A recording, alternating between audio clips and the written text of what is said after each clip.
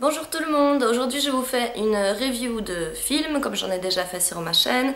Donc je vais vous parler des derniers films que j'ai été voir au cinéma et dont j'étais impatiente de voir le résultat sur grand écran parce que comme je vous l'ai déjà dit, je vous parle pas de tous les films dont je vais voir mais seulement un peu les grosses sorties que j'attends. Donc le premier film dont je vais vous parler, attention, un gros spoiler.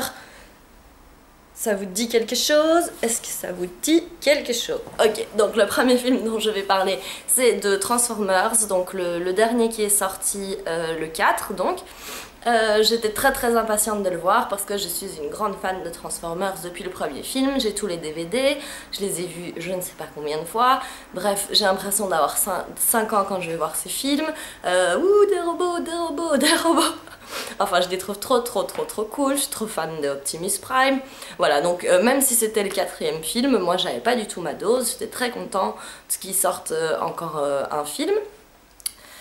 Et donc, quand ils ont décidé de changer le casting du film, j'ai également été très contente parce que j'aimais bien l'alchimie Shia LaBeouf, Megan Fox dans les 2 premiers films, mais le 3e film, pour moi c'est le moins bien, le 3e film. Voilà. J'aime pas la Rosie Huntington-Whiteley qui joue l'amoureuse de Shia LaBeouf dans le 3e film. Bref, voilà. Donc quand ils ont annoncé le changement de casting, j'étais plutôt contente et curieuse. Et puis quand j'ai appris qu'il s'agissait de Mark Wahlberg comme rôle principal, alors là j'étais aux anges parce que j'adore cet acteur. Je trouve que c'est un super bon acteur et je trouve que c'est génial qu'il l'ait choisi. Et donc au final en allant voir le film, il s'avère que c'était un très bon choix. Il porte super bien le film sur ses épaules et ça a le mérite de rendre le film un peu plus adulte et un peu plus sombre du fait que ce soit justement un adulte qui tienne le rôle principal dans le film et plus un ado complètement nul au début pour draguer les filles, un peu goofy et tout ça. Non, là c'est un personnage sérieux. Bon, c'est pas sa plus grande performance d'acteur parce que c'est pas le genre de film qui demande une performance d'acteur fabuleuse, mais il joue très bien comme toujours. Les personnages autour, alors je connais pas forcément les noms des acteurs, mais donc celle qui joue sa fille, elle est très mignonne, rien à redire, il faut toujours une fille mignonne dans ces films, mais elle est très mignonne, voilà, tout va bien. Et les méchants sont bien, enfin, voilà. Mais ce qu'il y a de mieux, évidemment, ce sont les robots. Alors, ce 4e film n'est certainement pas le film de trop, c'est même peut-être la meilleure façon de réintroduire une nouvelle trilogie qui promet peut-être d'être encore meilleure que la première. Il est vraiment beaucoup plus sombre, je pense à quelques scènes au début, moi j'ai failli pleurer, mais bon je suis pas normale aussi, hein. Donc quelques scènes au début qui sont vraiment plutôt sombres, pour un Transformers en tout cas. L'humour est toujours présent mais pas forcément de la même manière, c'est moins comme je disais tout à l'heure goofy, je trouve pas le mot en français, un peu maladroit, comme Shia LaBeouf le mettait quoi, c'est plus un humour un peu plus mordant, un tout petit peu, bon après je dirais jamais que c'est de l'humour de haut vol, hein, mais voilà, ça reste bien équilibré. Je dirais qu'il y a 2 défauts à ce film. Le premier c'est qu'il est un peu long, alors moi j'ai jamais ma dose, donnez-moi plus, mais je peux comprendre que pour la plupart des gens il est un peu long. Je dirais qu'il y a un passage au milieu qui aurait été pas forcément nécessaire mais qui est tellement génial visuellement que je pourrais pas admettre de dire qu'ils auraient dû le retirer. Donc voilà, il est un peu long, 2h40, c'est vrai que voilà, c'est un peu long pour ce genre de film.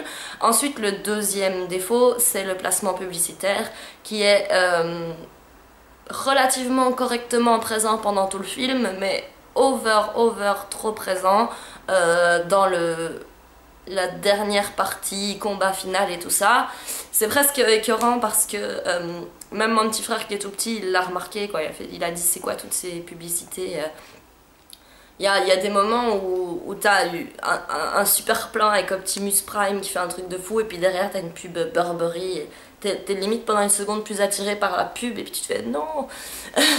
Donc je trouve qu'il y a un peu trop de placement publicitaire, alors peut-être que c'est nécessaire pour un film avec autant de budget, ça je ne sais pas, j'ai pas forcément l'impression, mais voilà, trop de placement de publicitaire, c'est dommage, ça gâche un peu les images. Mais c'est pas non plus de quoi dire que le film est nul.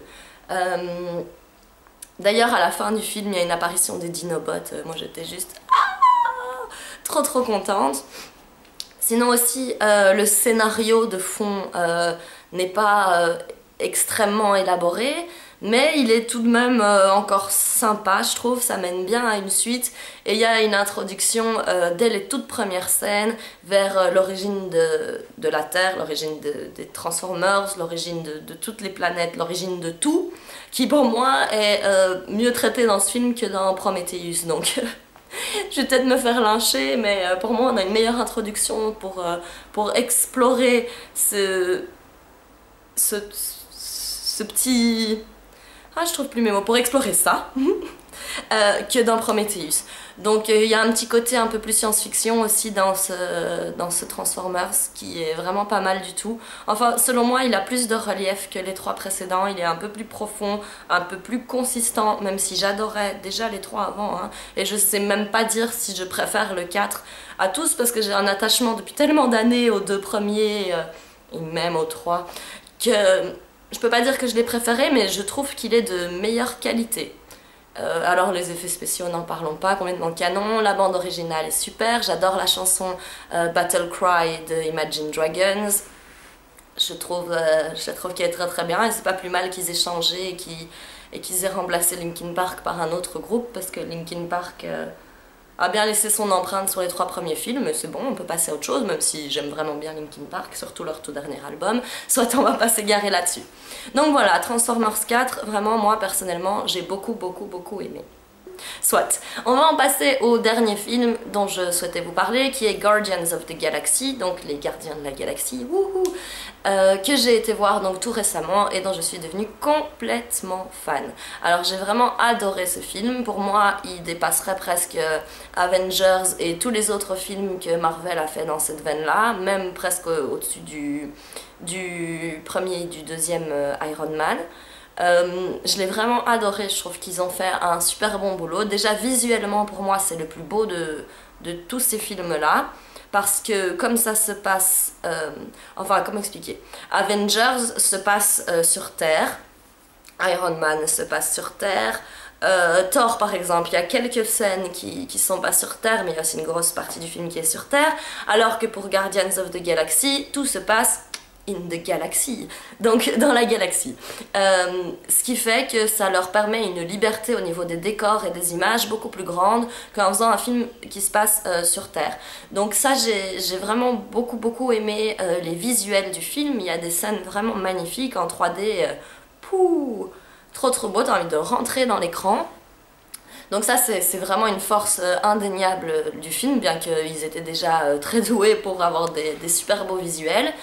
Pour ce qui est des personnages, je trouve que la troupe de personnages est vraiment géniale. Ils ont tous leurs petits détails de caractère. Alors mes préférés c'est évidemment Star-Lord, Groot et Rocket. Les 2 autres sont peut-être un peu moins mis en avant, même s'ils sont loin d'être dérangeants et qu'ils ont tout à fait leur potentiel. D'ailleurs Drax m'a fait mourir de rire dans une scène bien spéciale. Voilà, pareil pour l'humour, l'humour est vraiment super, ça reste un humour encore une fois relativement enfantin, mais quand même très drôle et tout à fait efficace. Moi il y a 2-3 moments où j'étais bien morte de rire et beaucoup de moments où j'ai souri.